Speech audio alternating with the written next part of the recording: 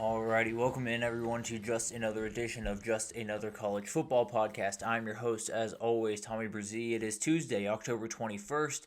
We got a lot to get to. We got to talk a little bit more about Billy Napier and that fire, and we'll get into a couple other votes of confidence, which aren't all that confident in a lot of ways. We'll talk about those. We'll go through all of the openings that are open right now, a lot of really good jobs, and probably a couple more joining them, including maybe a couple wild cards as well. Then we got some big matchups to pick in the SEC. We got three ranked matchups: Ole Miss at Oklahoma. We got Vanderbilt at Missouri. Another big game in Nashville for the second week in a row. We also got Texas A&M going to LSU in a very interesting matchup and the dynamics of those two football teams. Then we'll talk a little bit about all the conference battles. We got bounce around just a little bit. We got South Florida, Memphis coming up this weekend. BYU, Iowa State, Illinois, Washington. Houston plays Arizona State in kind of a huge one in the Big 12. And then we got some upset alerts all over the place, particularly in the SEC, as you can imagine, based on what happened this past weekend. A lot of ones to get to there, including kind of just a hopeful one, but would be very, very cool to see. But let's go ahead and jump into this. Let's get into the coaching carousel. It has been weird. It's been a little bit quiet, but there's been a lot of just chatter around these guys. There's been no formal decisions outside of Gainesville, Florida. Gainesville, Florida obviously is the one big opening that has come open in the last week or so. Billy Napier has officially been fired. The buyout sounds to be around $40 million, I believe, and half of it is due here pretty soon, or $20 million, excuse me, and half of it is due here pretty soon. So we touched on it a little bit on Sunday, but we have a chance to really get into it here. Billy Napier obviously was fired. I think everyone kind of understands the reasoning at this point. He held on to play calling too long, and something that we'll probably talk a little bit on Thursday. A lot of people talking about Steve Sarkisian, if he should give up play calling. I'll give my take on that on Thursday a little bit more in depth, but that's what did him in. He tried to hold on to play calling a little bit too long, a little bit of pride, a little bit of hard-headedness, whatever you want to call it. Just he wanted to hold on to play calling. He had been really good at play calling for a long time. I think he actually was early on in the time as Florida, but the reality of the matter is there's just too much stuff to do. But he ended up losing his job plainly because of that reason. He had guys fighting until the end, so I think that's the biggest thing here is you're hoping that you have guys that actually love Florida. I think he got a lot of those guys. DJ Lagway came out and said earlier today or yesterday that he is a Florida Gator. Now, does that hold up throughout the end of the season? We will see. It's obviously up in the air, and we'll see what all these players do at the end of the season. But at the end of the day, it does seem like he's got at least a couple of the talented guys there that just want to be at Florida. And that could be a huge thing for whatever the incoming coach is, and we'll talk about that here in a second. Billy Gonzalez, the wide receiver coach, is going to take over as the interim head coach. Definitely a really widely respected guy over there, both with the current players and past players. He is a guy that absolutely can get this team to play at least really, really hard the way they have the early parts of the season, and they're a dangerous team when they can do that. They're a very talented team. They can pop on any given Saturday. They get Georgia after the bye week. They can win that football game. We'll see how that all kind of plays out. We'll see who's calling plays, who's doing all of the intricate stuff that Billy Napier was doing on game day. But at the end of the day, I think you have a moment here where Florida's not a team that you can totally write off in every matchup going forward. They're going to clip someone else. I feel pretty confident. Will it be Georgia? Will it be someone down the road? We'll find out. But this is still a very talented team, and if they're playing plenty hard, they can beat just about anyone in the SEC moving forward. Just will be without Billy Napier, and we'll see what that looks like for Billy Napier moving forward. I still think it's a good football coach. I'll be totally honest. I still think he can work his way back up, get another shot in, hopefully bring an offensive coordinator in this time around. But he is still a guy that I believe in some sense. I don't necessarily believe maybe a Florida job is for him down the road, but maybe a Louisville, maybe one of those smaller, little bit tier 2 jobs that are a little bit more manageable. I think he is more than capable of executing that. We probably won't find out for a minute, but he absolutely can work his way back up in the ranks and is a very smart football coach, and I tend to believe he will be a head coach at some point in the future. Moving forward to the guys that you can hire going for Florida, plain and simple, this is a very good football job. This is a job that you can do incredible things at. You can become a Hall of Fame coach at Florida. You can do that at a lot of places. Not to say that Florida is unique in this respect, but I think you can do things at Florida that you can only do at a handful of places in the country. I think you can recruit at the top 5 level every single year, year in and year out. I think you can win national titles and not just a couple and one national title and then one other 7 years later. I think you can win multiple in very few years. I think you can win 3 in 6 years or 3 in 7 years. That's what I think you can do at Florida.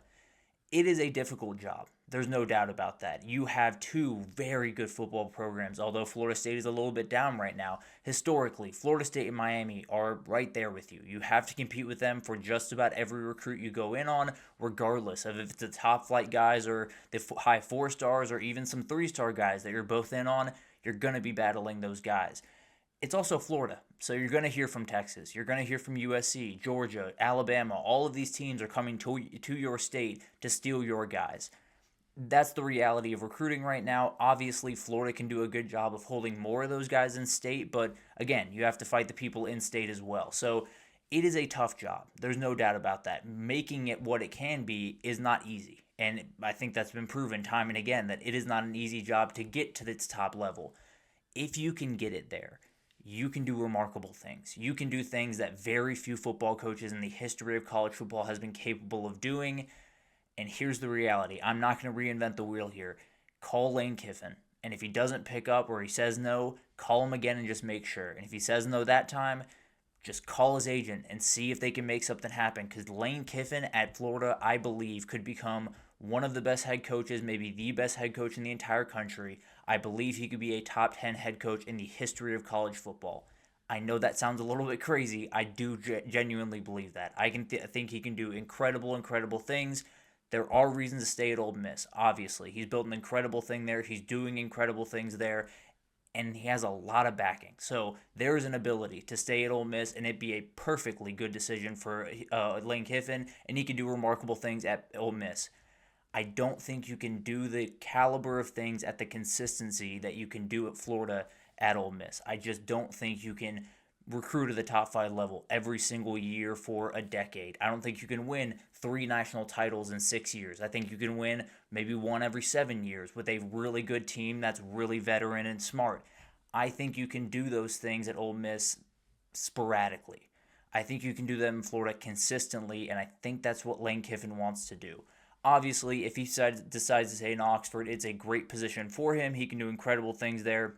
He can win a national title and do awesome things in Oxford.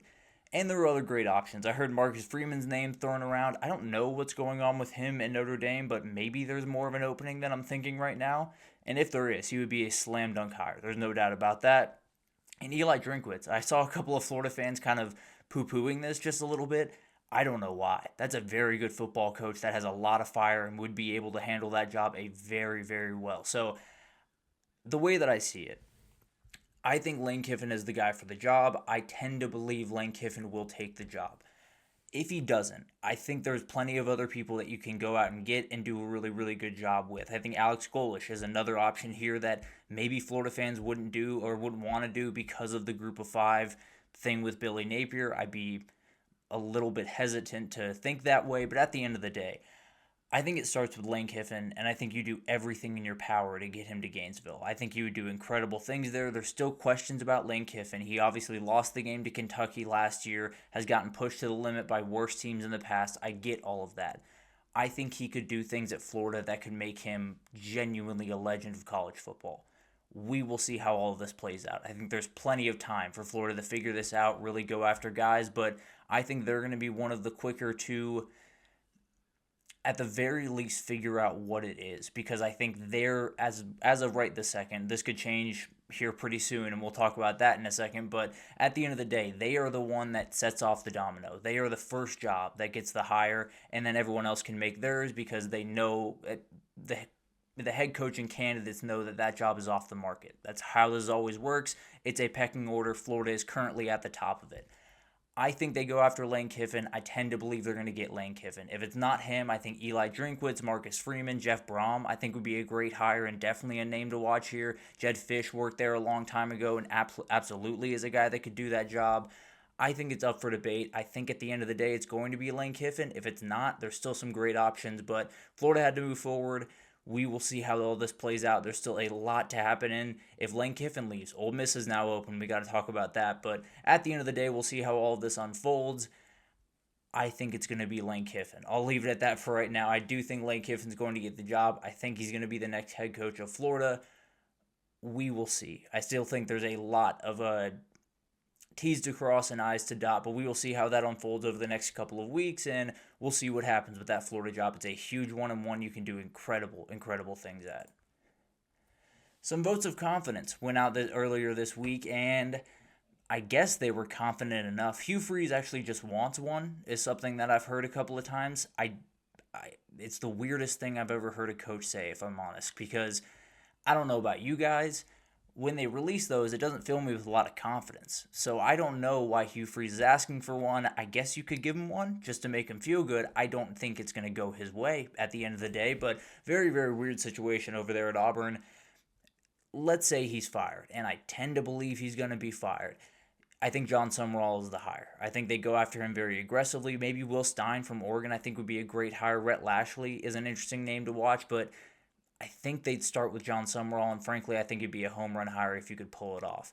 Mike Norvell got a vote of confidence. I guess you could call it a vote of confidence. It was essentially just talk to me at the end of the month, or end of the season, excuse me. So not necessarily great. I do think Mike Norvell is probably out the door, especially if it finishes the way that we all expect it to finish at this point. Now, maybe they turn it around, get a couple of big wins, beat Florida at the end of the year, and he does enough to keep it. I don't know, but I tend to believe he is going to be out the door, and they're going to be right up there with some of the best jobs in the country. That is going to be a really, really interesting one to watch. I think there is a lot to do with that one, and I don't know who it would be. I think there's a lot of different options there, and I think that one would be about $50 million as well. So you'd have to be a little bit more careful. We'd see how that one would unfold. I think there's a lot of really, really interesting things you could do there at Florida State. I saw Jimbo. Someone theorized that Jimbo could come back without taking any salary because he's still getting paid by Texas A&M. All of that ridiculousness will be sorted out at some point. I tend to believe Mark Norvell's time at Florida State is coming to an end. Who they go after, I think, is very much up for debate over the next little bit, and there's a ton of different options out there that they could turn over and really build something really interesting down there. But the final one is Luke Fickell. This one was more interesting because they released it and they said in it that they were more than willing to invest more in the program going forward, invest more in Luke Fickell, and see if he can right the ship. I think Luke Fickell is a very good football coach. I think he has the ability, actually, to right the ship over there at Wisconsin. Here's the problem. You are only as good as the buy-in from your fan base and your boosters. I don't know if he can get that back. I'm having a hard time believing, as of this moment, that he can get that back. So I tend to believe they're going to have to make a decision here. Now, do they hold on to him for one more year to avoid the crazy cycle and then find someone in 2026? Maybe.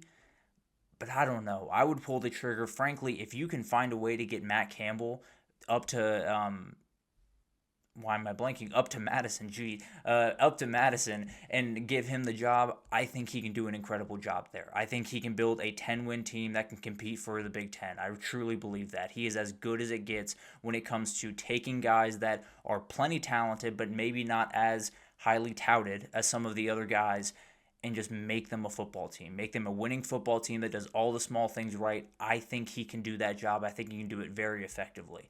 Then you have some other interesting options, maybe like a Jason Eck from New Mexico, maybe a coordinator like a Buster Faulkner from Georgia Tech. I don't know if he'd leave the South, but that's something to watch as well. I think you have options there. I'd pull the trigger. I don't know what's going to happen there. I think he is a good enough coach to get it back on the rails. I think it's going to be really hard with the fan buy-in that I see right now up there.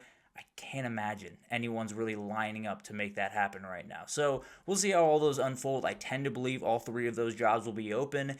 If it does, I think Auburn jumps into the top 3 or 4 jobs available. I think Florida State's right up there as well. Wisconsin's a little bit more complicated of one, but absolutely a job you can have a ton of success at if it were to come open.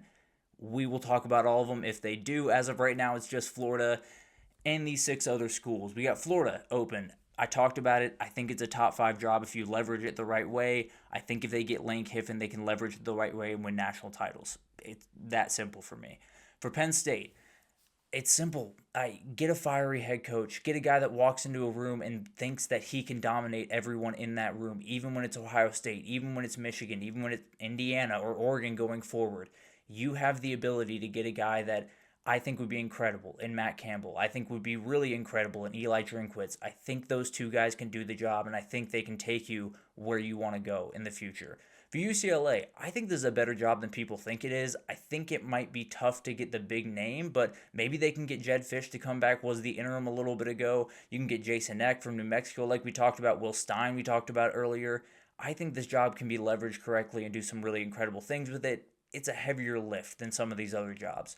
For Virginia Tech, tougher recruiting lift in some ways, but you have elite fan buy-in. You can do some really interesting things there. There's some speculation that Shane Beamer might be interested in that job. I don't know that to be the case, but that obviously would be a very interesting thing, and we'll be watching that pretty closely. For Arkansas, the SEC fight is tough for Arkansas. In the general scheme of things, they are fighting an uphill battle, especially if they don't get the money that they need to get to compete in that level. But it's up in the air. I think Rhett Lashley would be incredible here. Obviously played there. I think that would make sense. We'll see how that one develops. I think there's a lot of different names to watch with that one. For Oklahoma State, I think Eric Morris is the name that keeps popping up. Also, G.J. Kinney possibly at Oklahoma State there. Two really good group of 5 coaches in Texas that can do incredible things there. Really good offensive mind. So I think those would be great hires. I think Eric Morris especially would be a special hire up there at Oklahoma State. And then Stanford. Recruiting is going to be tough. There's no doubt about that. It'd be academics really do get in the way in a lot of different ways. I think Andrew Luck gives you a path. I think Andrew Luck gives you an opening to get different people from around that university, and they see a guy that loves that school, that loves that brand, that believes that they can be a special football brand, and I think you can get enough buy-in. I think that's a tough lift. There's no doubt about it, and frankly, they're kind of swimming in a weird sea in conference realignment moving forward, but at the end of the day, I think that's a job where you can do some really cool things. I don't know if you can win a national title, at least not soon. I think you can do some really cool things, and especially if Andrew Luck is around there, I think you can do some relatively special things over there in Palo Alto. But it's going to get crazy. This is probably the tip of the iceberg. I think Auburn's going to come open. I think Florida State's going to come open. I think Wisconsin's going to come open. I think Michigan could, but they're starting to turn things around, so I'll hold judgment there. I think LSU could if things get absolutely crazy. And I can give my take on that on Thursday a little bit more deeply because I tend to believe they should move on. But all that stuff we can get to as it unfolds. Obviously, don't want to bury anyone too early. There's plenty of coaches that can absolutely save their jobs the rest of the way. But let's go ahead and take a break here. When we come back, let's talk about all the big matchups. And a lot of them are happening in the SEC. So let's get into the big three. We get into Ole Miss, Oklahoma, Missouri, Vanderbilt, as well as Texas A&M, LSU right after this. So stick with us.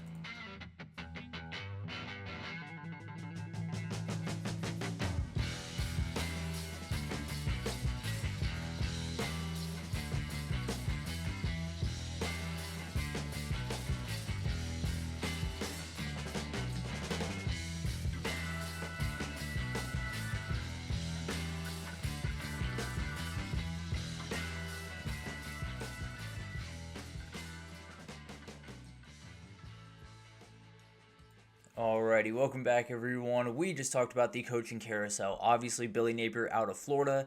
I think the world of that Florida job. I'll be totally honest with you. I think if it's leveraged correctly, I think you can win multiple national championships pretty quickly, and I think you can become a Hall of Fame coach.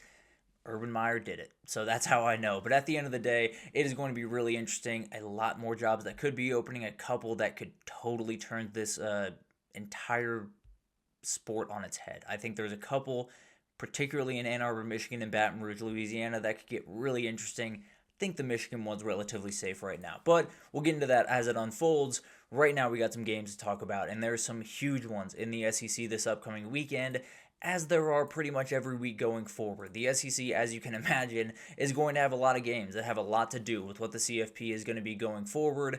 We'll talk about the rankings debacle and the SEC versus Big Ten thing on Thursday. I got a lot to say about that one. But let's go ahead and jump into Ole Miss at Oklahoma.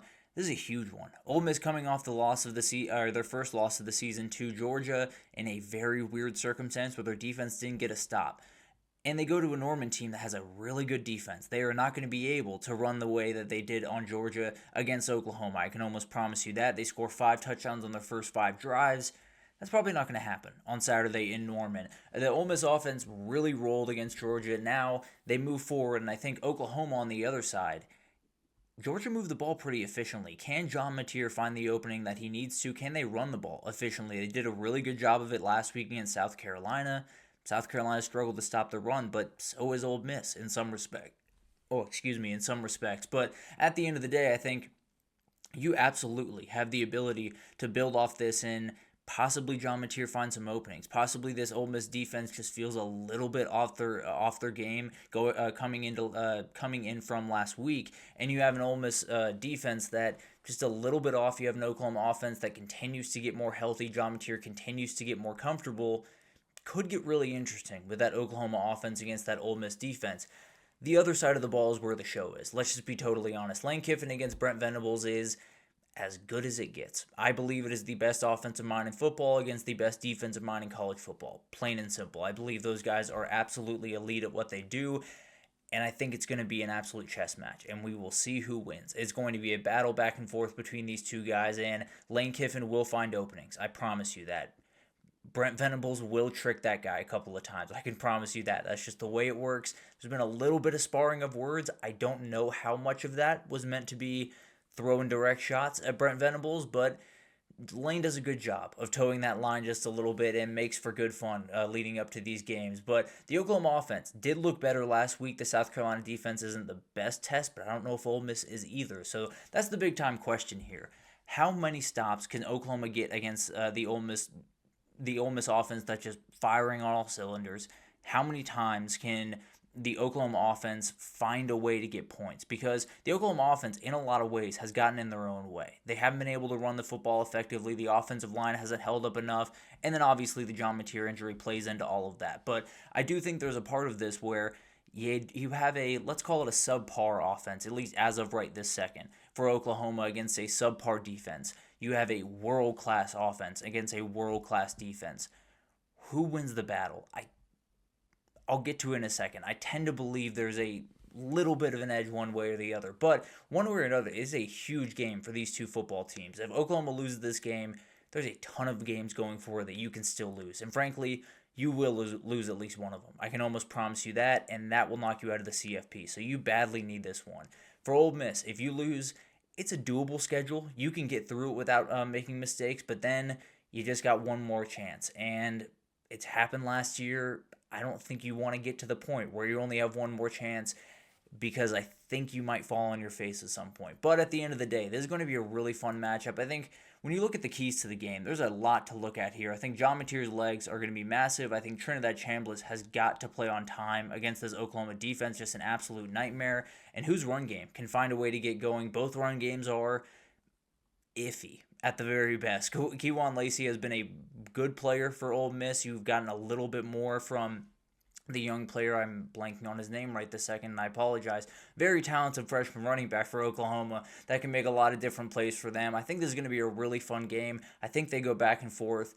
At the end of the day, I'm going to take the special defense. I'm going to take Oklahoma to get a huge one at home here. I think this is a team that can get enough stops against this Ole Miss defense to at least get them off the field. And I don't really trust this Ole Miss defense to stop much of John Mateer. Now, I think they can do enough. I think they can make a couple of plays. But at the end of the day, I don't know if they're going to be able to really stop the run the way that Oklahoma's going to, the way you need to stop the run against Oklahoma to slow down John Mateer. I think Oklahoma gets the win here. I think the defense plays really, really incredibly. I think the home atmosphere has a ton to do with it. And I think Ole Miss drops 2 in a row and is on the ropes going into the rest of the season. And Oklahoma's in a okay spot with still a ton of really, really tough games coming forward. But I'll take Oklahoma to win this one. I think it's a really fun back and forth. But I think John Mateer and that Oklahoma offense finds enough openings. I think that defense for Oklahoma is just too good. Missouri at number 10, Vanderbilt, another big game in Nashville. I guess it's just the new norm in college football, but this one's going to be very, very fun. And frankly, I think you could call this a college football play-in game, if I'm being totally honest. I think one of these teams has the ability to get to the CFP if they were to win this one. I think Missouri needs to win it outright. I think you have A&M on deck. You have a lot of big-time games down the road.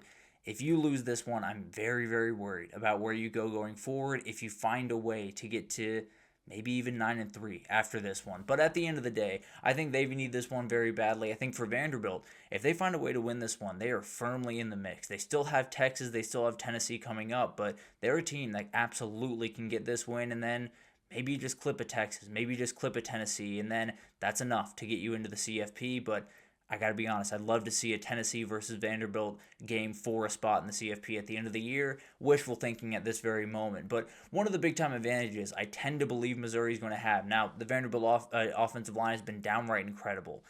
I don't know how many people are stopping Zion Young and Damon Wilson this year. They're absolute nightmares on the edge, and it's going to be a huge thing for this offense. The question becomes, these are supreme athletes on the outside. They're supreme pass rushers.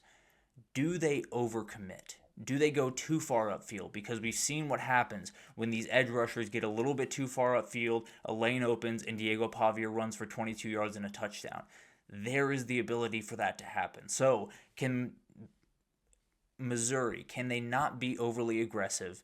And then Vanderbilt, can you use some of the over-aggression that you probably will see from time to time? I mean, these are guys that want to go make a football play, but at the end of the day, can you use that aggression kind of just against them, where you're not necessarily negating how good Zion Young is and how good Damon Wilson are?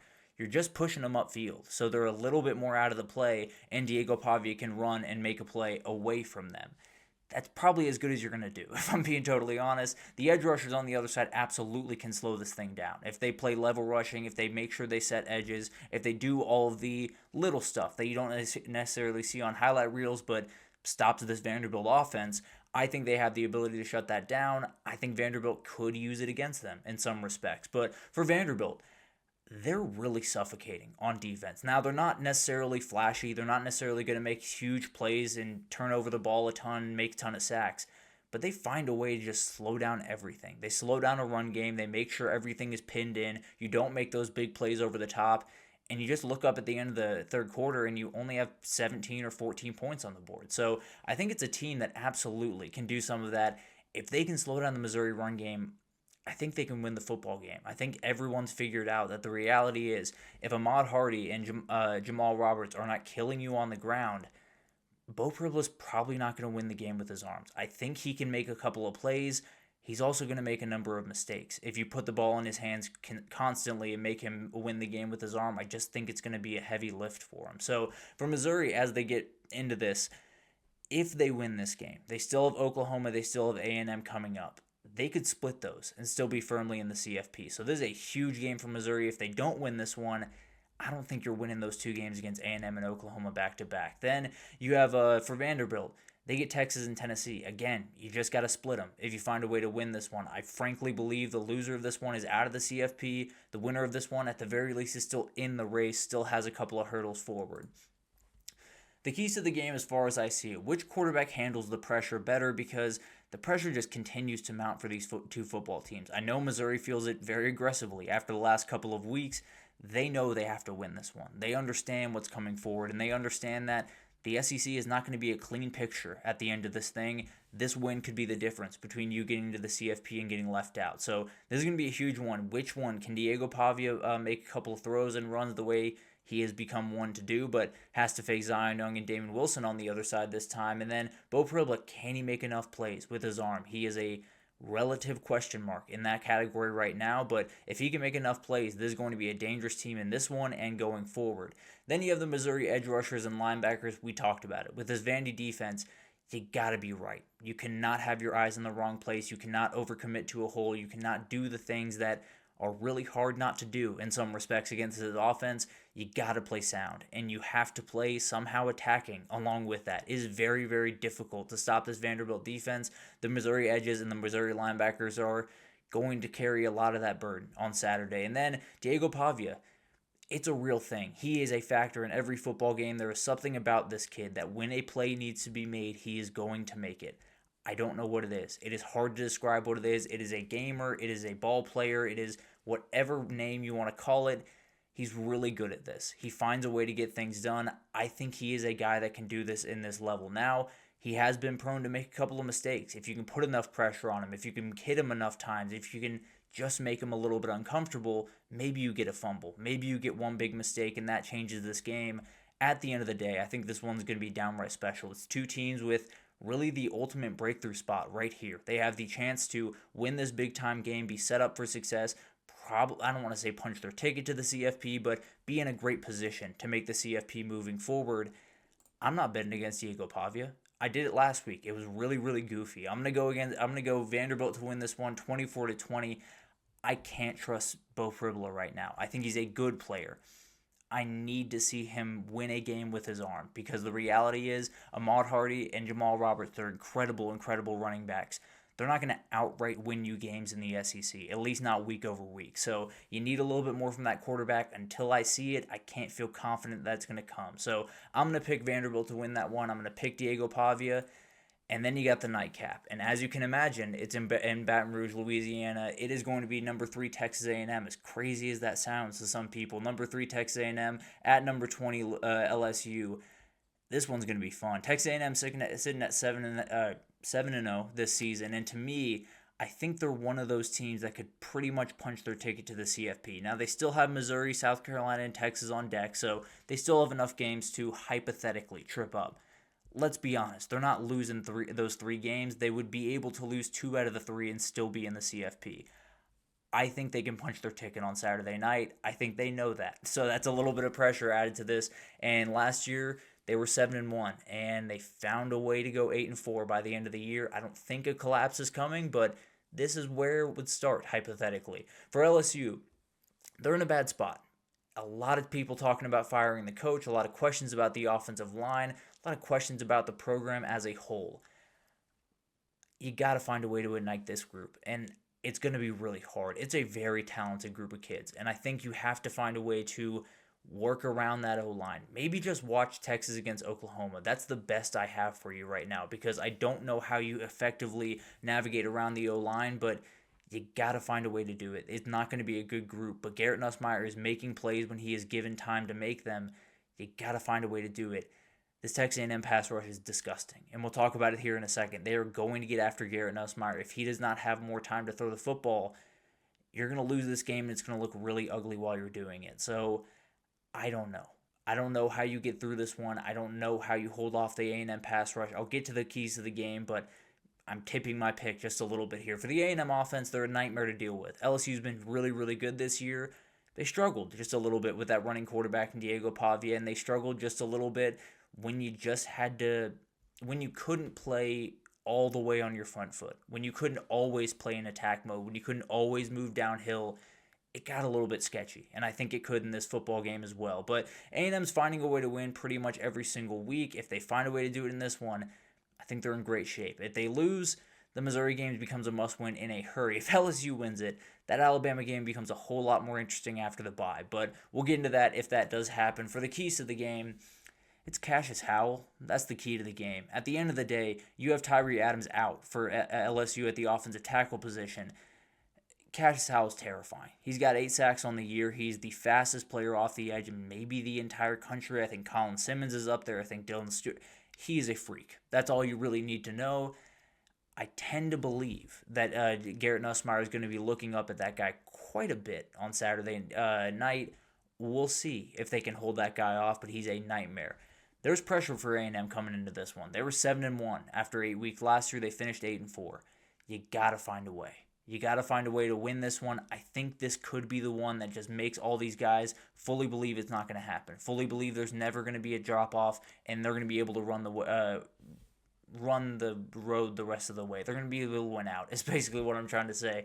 I think this team is really, really talented. I don't think there is a drop-off coming. It has to be on their mind right now. I promise you. On some of those guys' mind, they're thinking, it's just about the time that things went wrong last year. Let's try to not make that the case this time. And then it's Death Valley at night. That's always going to be a factor in one of these football games. I don't know how bought in the fans are right this second. I think they got one more in them. I think it's because it's A&M, because it's at night. I think they got one more in them. We'll see what happens. I think it could be a very aggressive atmosphere because they win this one. Who knows what happens the rest of the year? But at the very least, you win this one. you ruin A&M season just a little bit, or you make it more sketchy. Let's just put it that way for the time being. At the end of the day, I like this A&M team. They're finding different ways to win. The defense, I think, does have questions, and I think LSU will be able to find some openings, but at the end of this, I think A&M's going to win. I think the A&M pass rush is going to be way too much for this LSU offensive line. I don't think they get much of anything going offensively, and I think that crowd just doesn't really get all that into it. I think A&M wins this one 23-17. I do think it's a defensive battle. I think the A&M offense gets a little bit shut down in the run game and just kind of sputters at times in this game, but at the end of the day, I think A&M wins this one. I think they move to 8-0, and they're looking down the barrel for sure at the CFP and possibly at Atlanta by the end of this season. But it's going to be really fun in the SEC every single week. And I understand there's some conversation about the rankings. Doesn't change that Missouri and Vanderbilt are two really fun teams to watch. Doesn't change that there's going to be a lot of really fun matchups to watch all throughout the season in the SEC. And we're going to be talking about them a lot on here. I can promise you that. But let's take another break here. When we come back, we got South Florida, Memphis, BYU, Iowa State, Illinois, Washington, Houston, Arizona State. A ton of games that are going to have a lot to do with what that one spot or what those two spots possibly from some of these conferences look like at the end of the year. We will talk about it all right after this, so stick with us.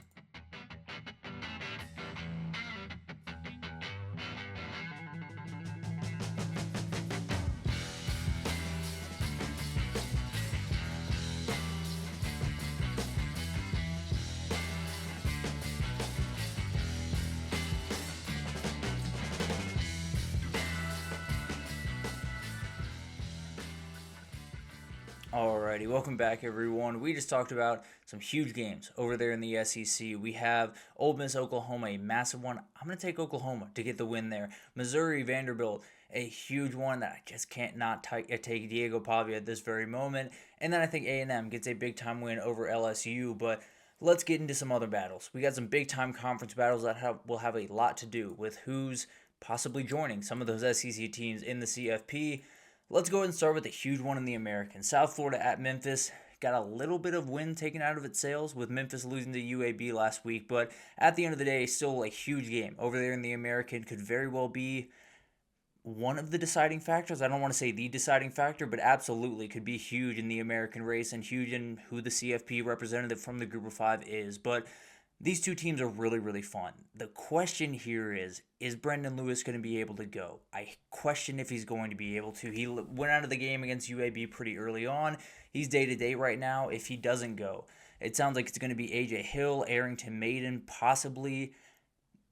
It's a little bit of a drop-off. The offense played okay at times against UAB. It definitely missed the mark quite a bit. So the question is, how big of a hit is that, and can they overcome it in this football game? For USF, playing really high-level football since they lost to Miami, continue to be the team that is kind of asserting themselves at the very top of this conference. Obviously, this one will be kind of the decider there, but they're a team that if they find a way to kind of get the run game going early in this one, I think they can really dominate this game. This is a Memphis team that absolutely can create offense, but if you can't run the ball with some of the running backs that they do have, I don't know where they find it from, especially if they have a backup quarterback in. So I think it's one of those games where I think Memphis will be fully ready to fight. I think they're going to come in really aggressive, really intentional. I think there's going to be a battle, if I'm being totally honest. But in the second half, I really can't see them hanging around, especially if they don't have Brendan Lewis, or at least 100% of a Brendan Lewis. So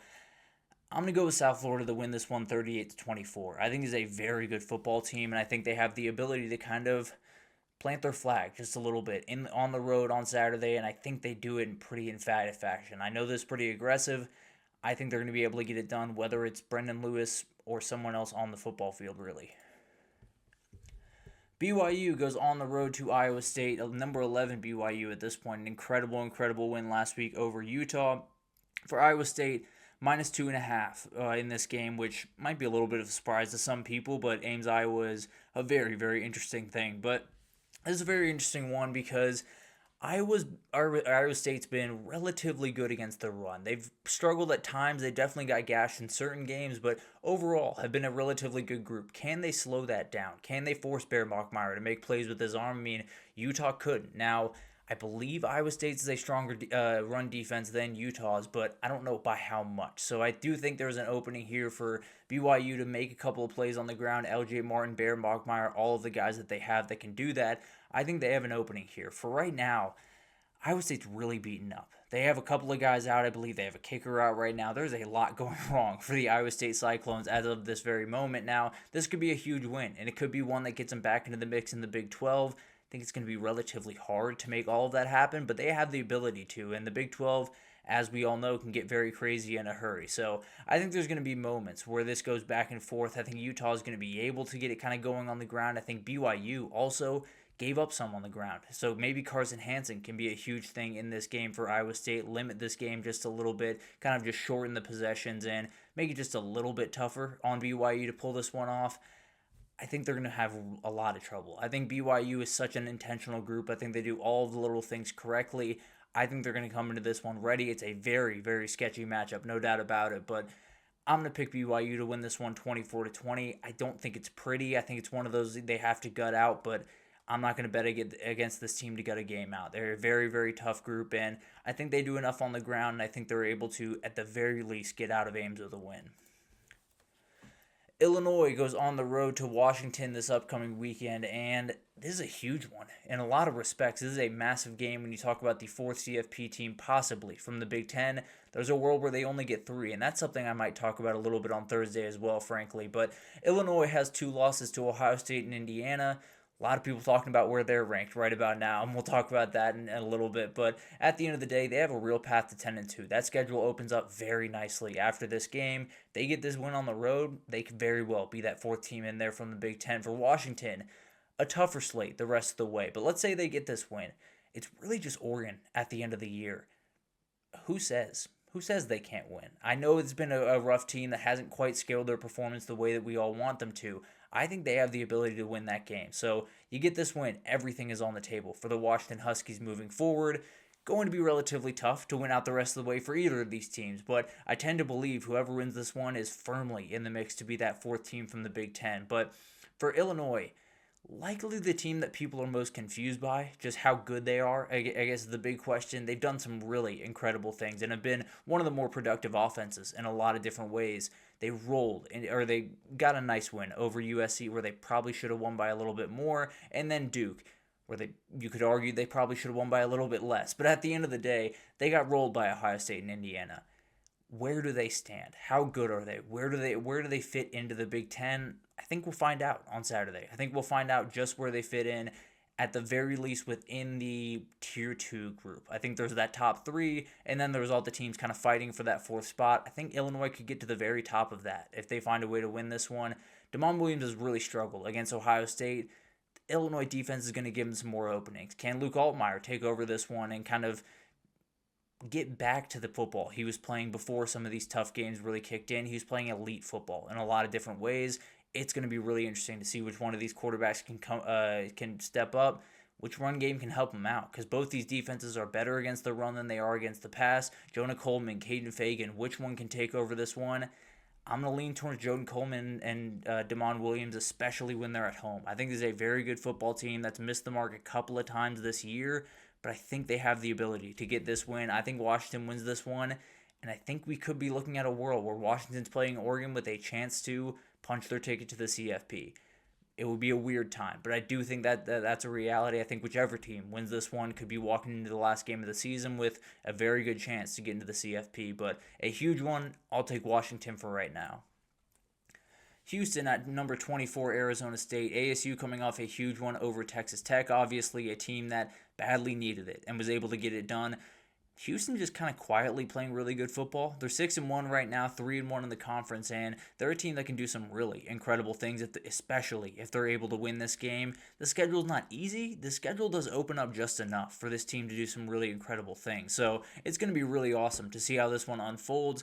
I think Arizona State, the big-time question is, are you going to be able to run the ball? Both these teams are run-first teams with Dean Connors for Houston, Raleek Brown for Arizona State. Really good teams, and then they use the athleticism of the quarterbacks and Connor Wegman and Sam Levitt to add to the run game a lot. So it's going to be awesome. I think Arizona State obviously got themselves back into it. They still have a road trip to Iowa State on the board, so got to be a little bit careful there. But if you win this one, they have a path. They should be on a path to the Big 12 championship once again, and a chance to go back to the CFP for Houston.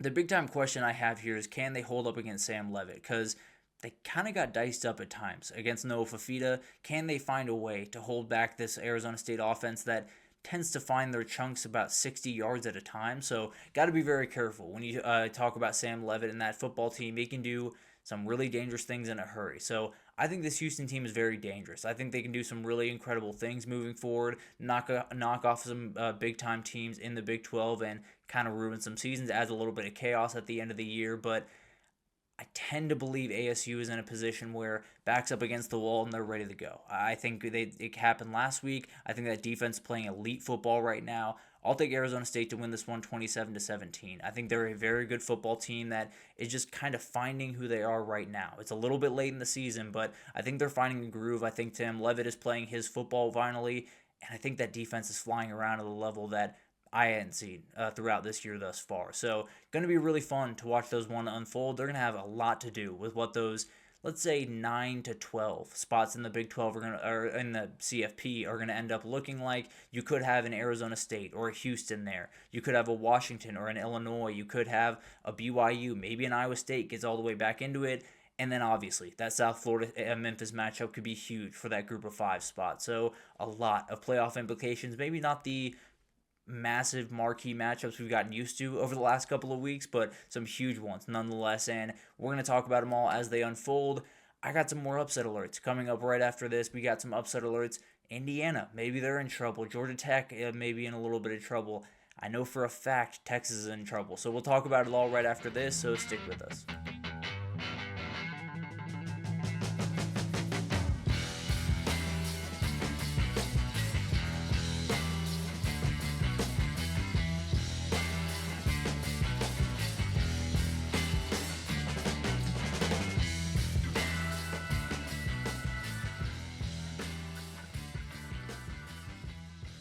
Alrighty, welcome back everyone. We just talked about all of the big-time conference matchups going around this weekend. We got South Florida, Memphis, we got BYU, Iowa State, Illinois, Washington, we got Houston, Arizona State. Some huge ones going on this weekend will totally define what the back half of the CFP looks like at the end of the year. But we got some upset alerts, and we got some ones that are going to be really interesting this upcoming weekend. As you can imagine, quite a few of them are in the SEC, but we'll get to those here in a second. Let's go ahead and jump into this thing, and let's talk about UCLA. UCLA at Indiana, minus 21.5 is Indiana. It's wishful thinking. I'll be totally honest here. It is wishful thinking to think UCLA is going to be able to continue to shock the world and get a big-time win over Indiana. Who knows? Let's say they win it. If they find a way to win this game, I don't think many people realize that if UCLA, hypothetically, I don't think they're going to do this. It would be shocking if they were able to do this. If they won out and got to the Big Ten championship, which they would if they won out, they could be a CFP team. I don't think it's going to happen. I'm just saying it would be one of the crazier. It would be the craziest story in college football history. I'd be more than happy to say that. Now, there have been some crazy stories, but at the end of the day, I think this is a very fun matchup. I think UCLA is going to be able to do pretty much whatever they want offensively. If I'm being totally honest, UCLA's done a very good job of kind of bouncing up, doing some really incredible things over the last couple of weeks. I really hope they hire Jerry Neuheim. It's a totally different conversation for a different time. That's a job that we're going to be watching very closely over the next little bit, but I don't think the offense will ever really get going. I'll put a 3 out of 10 on this one. I think it's interesting. I don't think it'll be interesting for very long, so I'll leave it at that for the time being. Syracuse goes to number 7 Georgia Tech. Wow. I grew up in Atlanta. I grew up a Georgia Tech fan, and that's weird to see. But at the end of the day, Georgia Tech minus 17.5. Georgia Tech, a massive road win over Duke last week. Duke made quite a few errors to help them on the way to that. But at the end of the day, they're 7-0 for the first time in nearly 60 years.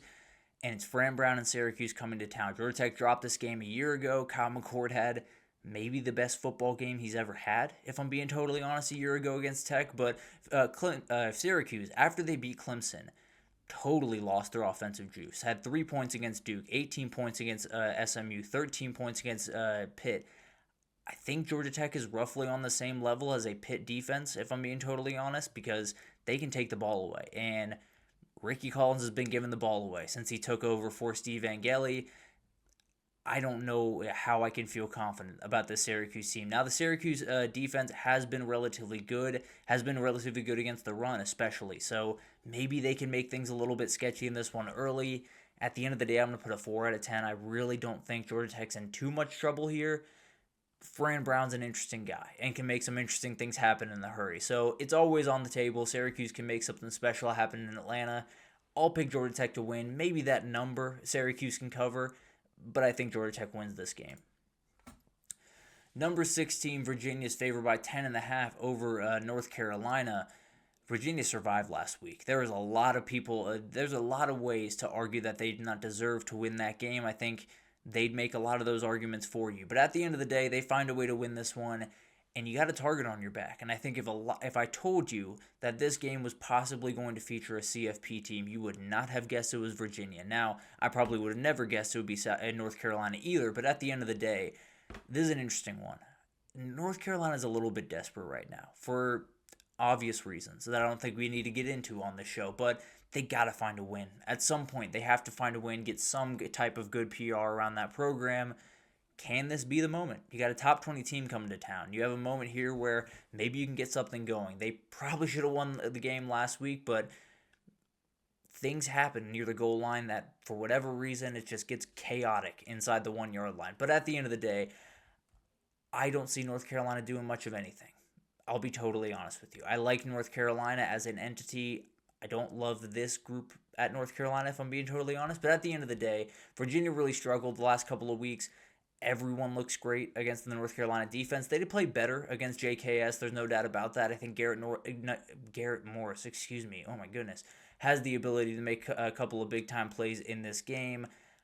I think it's a 5 out of 10. I'll put it on that one. I don't think it gets really all that close. I think the Virginia offense kind of does whatever they want in this one. Chandler Morris. Is that Garrett Morris? Chandler Morris is the quarterback for Virginia. I think he has a very nice day, and I think Virginia wins this one. But who knows? Maybe there's a little bit of magic in Chapel Hill left. Number 25, Michigan, is a 14.5-point favorite over Michigan State. It's a rivalry game. It's the two Michigan teams. There is juice in this game. I don't care what the records are. I don't care what the context around Michigan State is right now. Those players are going to come out with their hair on fire. I can absolutely promise you that. Those guys are going to play very, very aggressive. I tend to believe Michigan has started to turn a corner. It's really hard to tell with this team because they'll show you some incredible things offensively and then go back into a box the next week. So I don't really know what to expect from them going forward. If they allow Bryce Underwood to do the things he did last week, I think they can have a lot of success. We saw what UCLA was able to do against Michigan State a couple of weeks ago.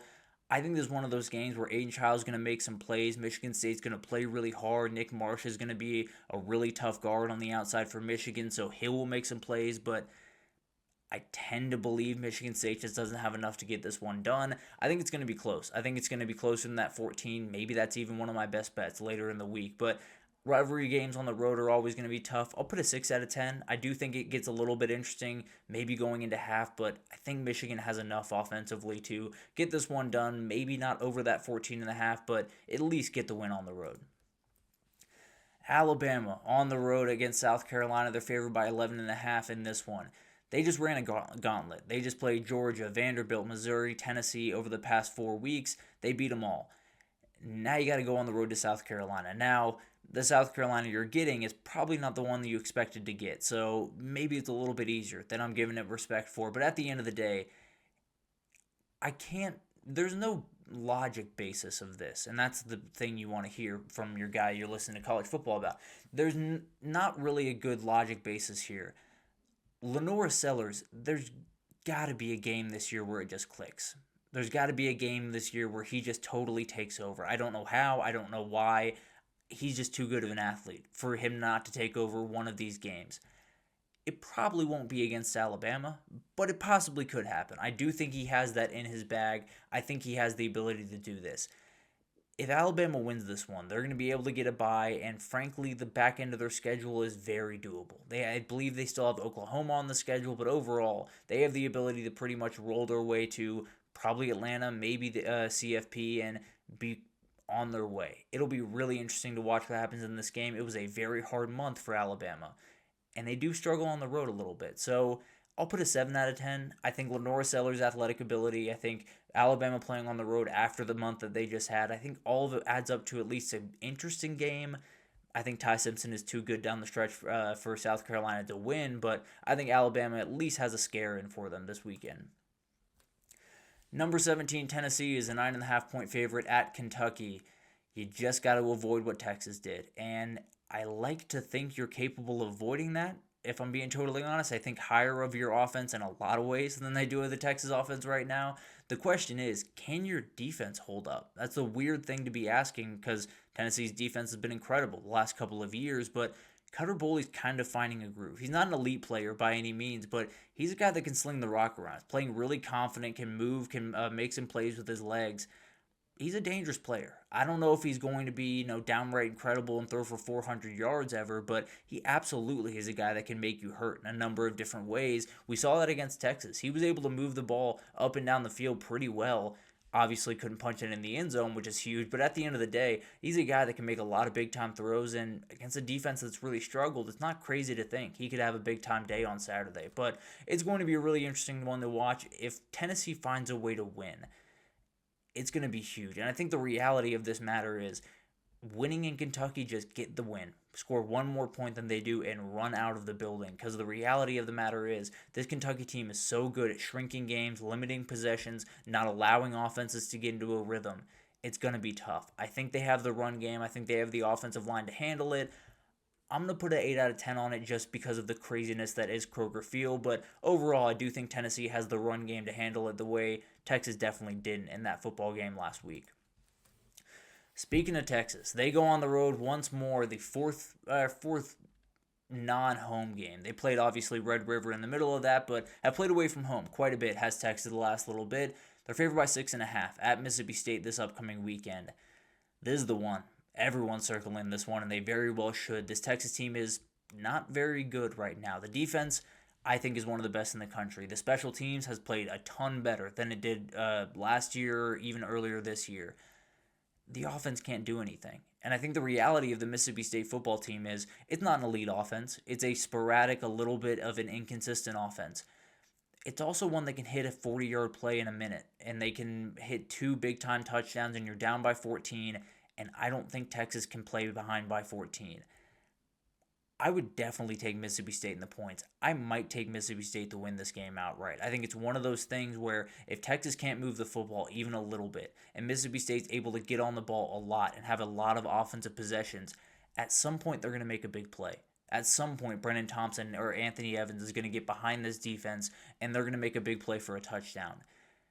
That changes this game. Because we saw with Texas last week, they scored 13 points in regulation. That means Mississippi State has to make 2 big plays in the pass game. I think they can do that. I think they have the capability of doing that. I'll put a 9 out of 10 on it. I think there's a very real reality where Texas loses this game.